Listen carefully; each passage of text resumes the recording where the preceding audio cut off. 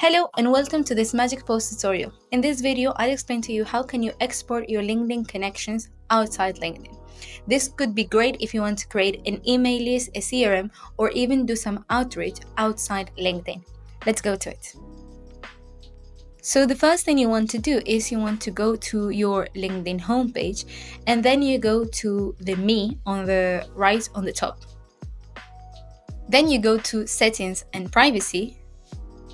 And then once you get to this page, you click on Data Privacy on the left and you go to Get a copy of your data.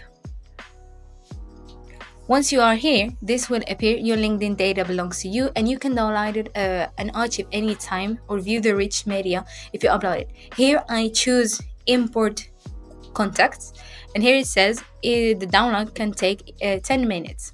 Could take a bit longer and it will send you an email.